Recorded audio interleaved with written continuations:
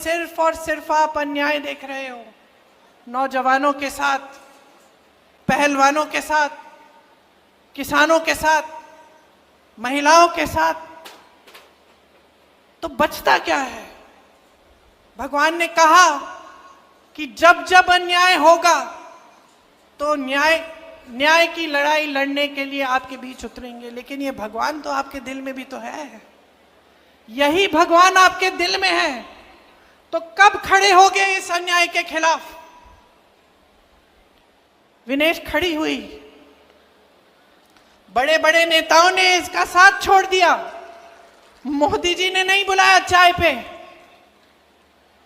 आए भी नहीं इनसे मिलने के लिए, बात करने के लिए, लेकिन इस देश की जनता खड़ी हो गई विनेश के साथ। आप खड़े हुए विनेश के साथ, क्योंकि आपके दिल में सच्चाई है, आपके दिल में भगवान है। तो अब वो मौका आ गया है, फिर से वही कुरुक्षेत्र की लड़ाई, वही अंग्रेजी साम्राज्य के खिलाफ लड़ाई, कोई फर्क नहीं है। आज ये लड़ाई आपकी लड़ाई है, अन्याय के खिलाफ, असत्य के खिलाफ, दुष्टों के खिलाफ लड़ाई है। मेरी बच्ची फिर हरियाणा के लिए खेली और उसके साथ 10 और लड़कियां थीं जो उसकी टीम में थीं।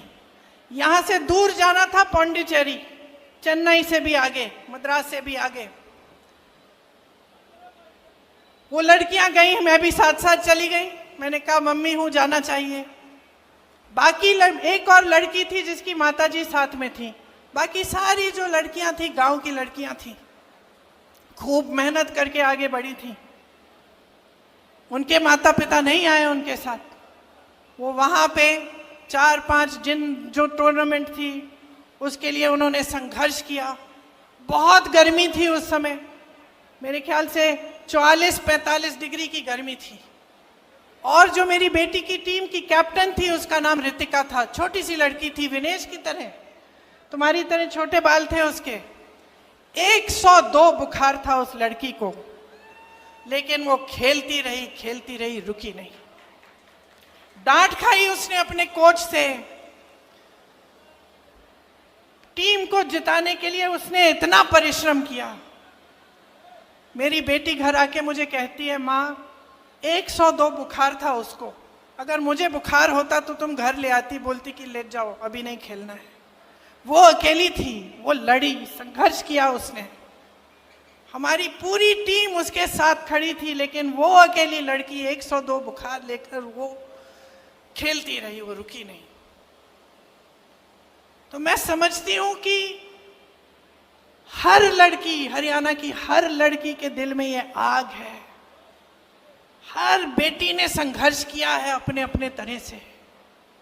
आप सब बड़ा करते हो, पालते हो, पोसते हो, किसी कैंप में भेजते हो, स्पोर्ट्स के लिए भेजते हो, आगे बढ़ाने के लिए आप संघर्ष करते हो, भरोसे के साथ भेजते हो।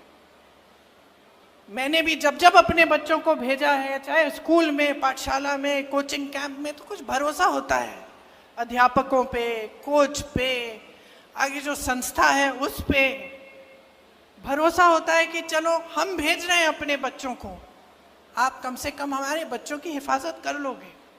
बच्चा भी देश के लिए, प्रदेश के लिए लड़ रहा है, संघर्ष कर रहा है, खेल रहा है। पूरे देश को गर्व होगा अगर जीतेगा, तो उसकी हिफाजत करिए।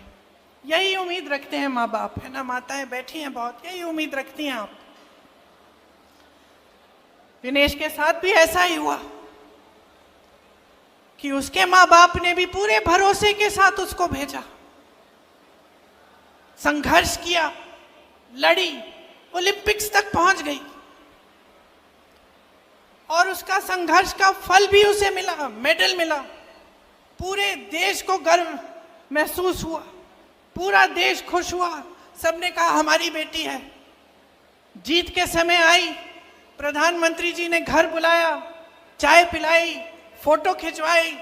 भाजपा के तमाम नेता, सारे जितने भी भाजपा के लोग थे, सबने कहा कि देखो मोदी जी हैं तभी मेडल जीत रहा है भारत।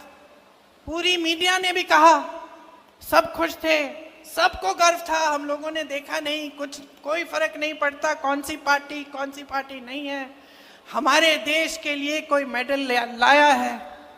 और इतना संघर्ष करके हमारी लड़कियां, हमारी बहनें गई हैं, हम सबको गर्व महसूस हुआ।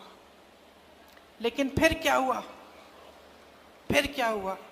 वो भरोसा तोड़ा गया। वो भरोसा जिसके साथ विनेश के माँ बाप ने उसको भेजा होगा, वो भरोसा जो विनेश के दिल में था अपनी सरकार के प्रति, अपने ओलंपिक्स के एसोसिएशन के प्रति, जिसके साथ वो इतनी दूर किसी और देश में जा रही थी अकेले, वो भरोसा टूटा। और क्यों टूटा? क्योंकि विनेश और उसके साथियों के साथ अन्याय किया गया। और जब विनेश ने अन्याय देखा तो खड़ी हो गई।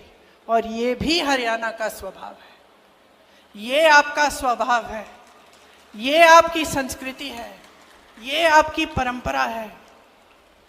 आपने अपने बच्चों को इसी परंपरा के तहत बड़ा। जब आपकी बेटी जंतर मंतर पे बैठी थी, प्रियंका गांधी जी वहां पे बड़ी बहन के नाते आई थी, और जो हिम्मत और हौसला हमें देने का काम किया था, मैं उनको शब्दों में ना बयां कर सकती हूँ, ना उस दर्द को मैं छुपा सकती थी।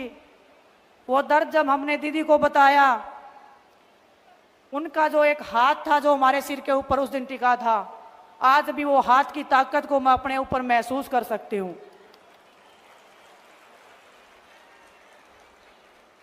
बचपन से लेकर अभी तक जो संघर्ष मैंने स्टार्ट किया था, आज भी उस संघर्ष में मैं चल रही हूँ। और इस संघर्ष में पूरा देश मेरे साथ में कंधे से कंधा मिलाकर खड़ा रहा है। आप जितने भी हमारे बड़े बुजुर्ग, जो नौजवान युवा साथी हैं, जो ऊर्जा आप लोगों ने मेरे को दिखाई है, इतने कम समय में आपने मेरे को जो अपना बनाने का जो काम किया है, कुश्ती के क्षेत्र में जो मान सम्मान, जो प्यार आपने मुझे दिया है, मैं उसका विश्वास दिला के आपको कहती हूँ, आपके हर दुख और दर्द में हमेशा मैं आपसे 2 कदम आगे रह के आपको बचाने का, आपके हकों के लिए लड़ने का हमेशा मैं काम करती रहूंगी। एक किस्सा और बताना चाहती हूँ मैं आपको। यहाँ पे बड़े भाई दीपेंद्र सिंह हुड्डा जी भी बैठे हैं। जब जंतर मंतर पे हम लड़ाई लड़ रहे थे, एक रात की बात है, जब हमारी पुलिस वालों से झगड़ा हो गया था, भाई साहब पैदल पैदल अपने घर से भागे आए थे हमें देखने के लिए कि मेरी बहनें ठीक है कि नहीं है। तो जब ऐसा भाई और ऐसी बहनें जब आपकी इस बेटी के साथ में हैं, तो मुझे लगता है कि जुलाना को नई ऊंचाइयों पर पहुंचाने से कोई रोक नहीं सकता है। पूरी ताकत और ईमानदारी से,